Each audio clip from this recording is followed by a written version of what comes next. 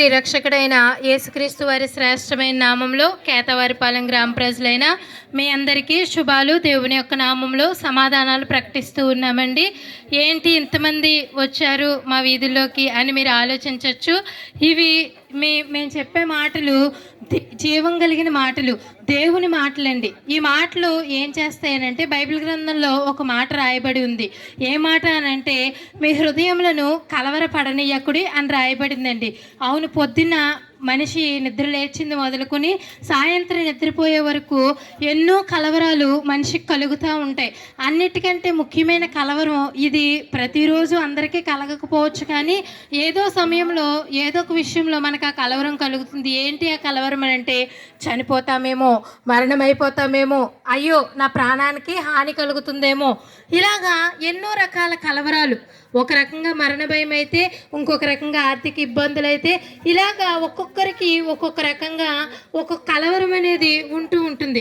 అయితే ఈ కలవరాలన్నింటినీ వచ్చి దేవుడు చెప్తున్న మాట ఏంటంటే మీ హృదయాలను కలవరపడనివ్వద్దు అని చెప్తున్నాడండి. అవును, మనుషులు ఎవరైనా అయ్యో మనం ఏదైనా బాధలో ఉన్నప్పుడు అయ్యో కలవరపడకండి, అయ్యో ఇబ్బంది పడకండి అని మనం ఆదరించవచ్చు, కానీ ఆ మాట వరకే సరిపెడతారు. కానీ దేవుడు ఈ మాట చెప్తున్న వారు ఎవరైనంటే దేవుడు చెప్తున్నాడు కాబట్టి ఆ మాట నిజం. ఈ దేవుడు ఎంత శక్తిమంతుడంటే అది ఎలాంటి కలవరమైనా సరే ఆ కలవరాలన్నింటినీ మన జీవితాల్లో నుండి తీసివేయగల సమర్థుడు కాబట్టి ఈ మాట నమ్మాలి. మనుషులు మనతో చెప్పినప్పుడు అయ్యో బాధపడకండి, అయ్యో కలవరపడకండి అని చెప్తే మన బాధ పోతుందా? ఒకసారి ఆలోచించండి, పోదు కదా. అయితే ఈ దేవుడు చెప్తున్నాడు కాబట్టి ఈ మాటను కనుక మనం నమ్మినట్లయితే మనకున్న కలవరాలన్నిటినీ తీసివేయడానికి దేవుడు సమర్థుడండి. మరి ముఖ్యంగా మనుషులందరికీ చిన్నవారు మొదలుకొని పెద్దవారి వరకు ఇంకొక కలవరం ఉంటుంది. ఏంటనంటే చనిపోయిన తర్వాత నరకం పాలైపోతామేమో. ఈ కలవరం ప్రతి ఒక్కరికి ఉంటుందండి. అయితే ఈ మరణ భయం నుండి అయ్యో చనిపోయిన తర్వాత ఆ నరక యాత్ర నుండి తప్పించుకోవాలి మనుషులుగా మనం ఎన్నో ప్రయత్నాలు చేస్తాం కదా. పుణ్యకార్యాలు చేస్తాం, పూజా నమస్కారాలు చేస్తాం. ఇలా ఒకటి కాదు, మనకి పుణ్యం వస్తుంది అని తలంపులోకి వచ్చే ప్రతి కార్యాన్ని మనం జరిగిస్తూ ఉంటాం. ఇలా జరిగించగా మనకి పుణ్యం వస్తుందని ఆలోచిస్తే ఎక్కడా కనబడదండి. కానీ దేవుని గురించి మనం ఆలోచన చేసినప్పుడు జీవం కలిగిన ఈ దేవుని పైన, యేసుక్రీస్తు పైన నమ్మకం ఉంచినట్లయితే దేవుడు మన కలవరాలన్నిటి నుండి విడిపిస్తాడు. ఎందుకు విడిపిస్తాడు ఈయనంటే ఈయన మనల్ని సృష్టించిన దేవుడండి. మనలో జీవాత్మను ఉంచిన దేవుడు, మనకి ఊపిరినిచ్చి ఇలా నడిపిస్తున్న దేవుడు. ఈయన మనం కనుగొనక వేటిని అనుసరించినంతసేపు కలవరం మనల్ని వదిలిపోదు. కానీ ఈ దేవుణ్ణి ఎప్పుడైతే వెంబడిస్తామో మన జీవితాల్లో ఉన్న కలవరాలన్నిటి నుండి విడిపిస్తాడు. మరి ముఖ్యంగా నరకం నుండి తప్పిస్తాడు. ఎందుకండి నరకం నుండి ఈయన ఎందుకు తప్పిస్తాడు అని మీరు అడగచ్చు. ఎందుకు ఈయన తప్పించడానికి సమర్థుడు అని అంటే మనందరం పాపాత్ములమండి. పాపం మనలో ఉంది. ఈ పాపం మనలో నుండి పోవాలంటే మనం బలులు అర్పిస్తూ ఉంటాం.